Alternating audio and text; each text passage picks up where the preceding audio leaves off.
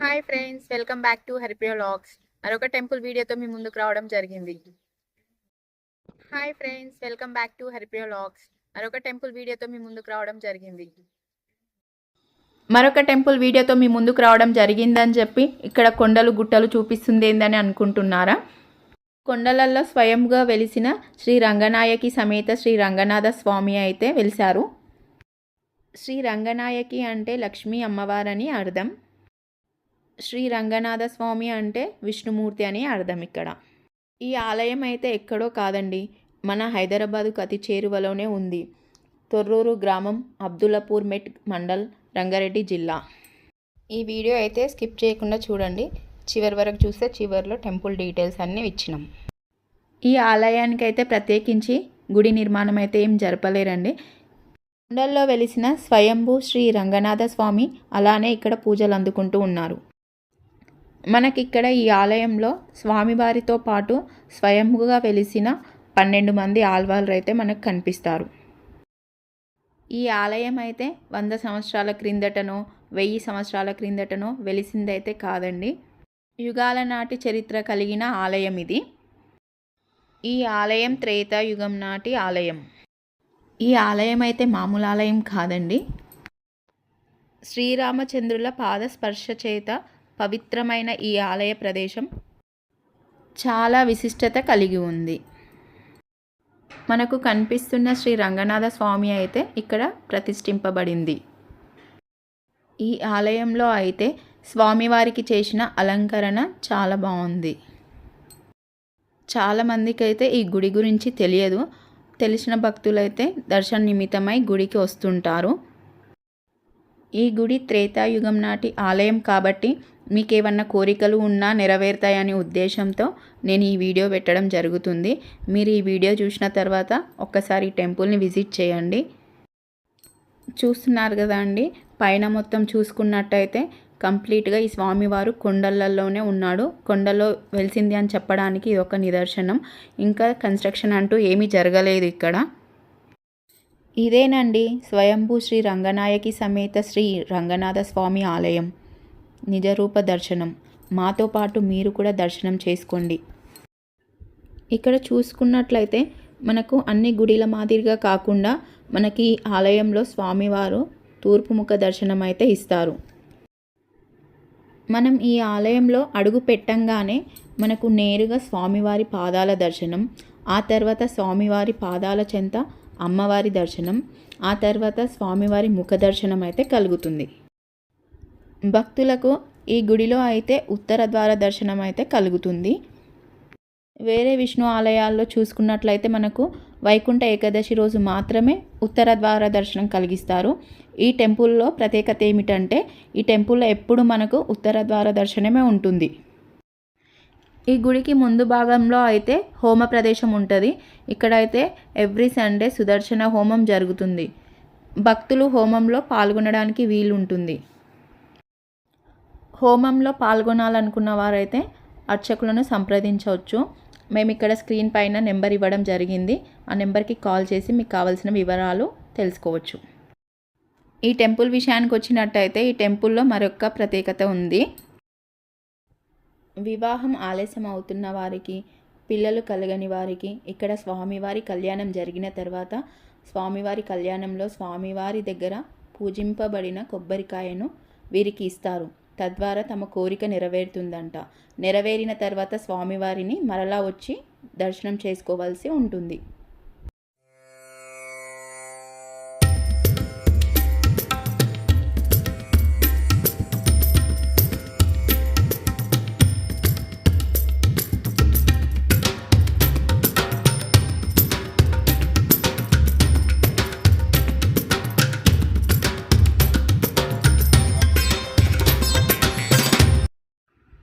ఏ ఆలయంలో లేని విధంగా మనకు నేరుగా స్వామివారి పాదాల దర్శనం, ఆ తర్వాత స్వామివారి పాదాల చెంత అమ్మవారి దర్శనం, తర్వాత స్వామివారి ముఖ దర్శనం అయితే మనకు కలుగుతుంది ఈ ఆలయంలో.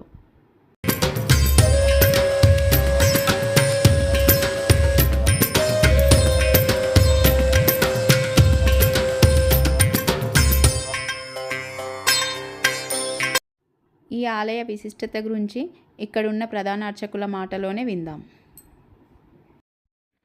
జయ జయ శ్రీ రంగనాథ.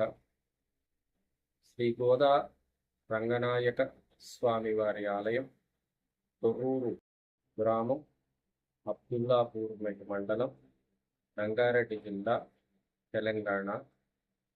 ఈ ఆలయంలో స్వామివారు స్వయంభూగా వెలిసి ఉన్నారు.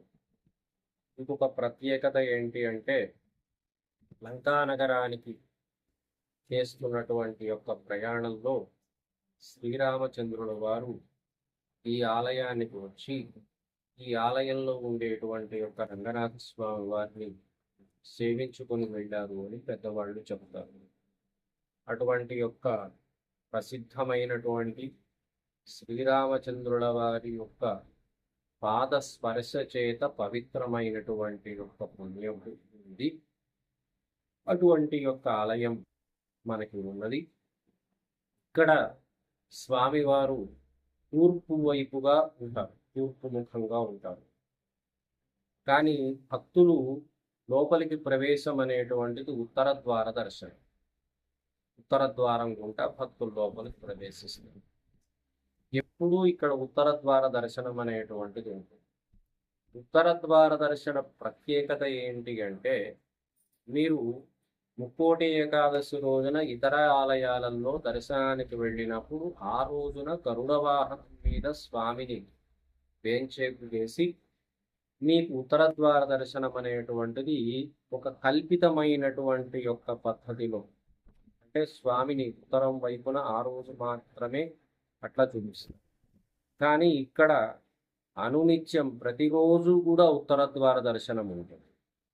మిగిలినటువంటి చోట్లకు ఇక్కడ తేడా ఏంటి అంటే, మీకు ఆలయంలోకి రాగానే ఉత్తరం వైపు నుంచి మీరు ఆలయంలోకి ప్రవేశించగానే స్వామివారి యొక్క పాదములే మీకు దర్శనం ఇస్తాయి. ముందు పాద దర్శనం చేసుకోవడం ఇతర ఆలయాలలో ఎక్కడా లేదు. మనకు ప్రసిద్ధ క్షేత్రమైనటువంటి యొక్క శ్రీరంగంలో కూడా మనం స్వామివారిని డైరెక్ట్గా పోయి చూస్తాం. కానీ ఇక్కడ ఆలయ ప్రవేశం జరిగేటప్పుడు మీకు స్వామివారు దర్శనం ఉండదు, కేవలం పాద దర్శనం దొరుకుతుంది. ఆ తర్వాత ఇంకొంచెం ముందుకు వస్తే అమ్మవారి దర్శనం కలుగుతుంది. ఆ తర్వాత ఇంకొంచెం ముందుకు వస్తే స్వామివారి దర్శనం కలుగుతుంది.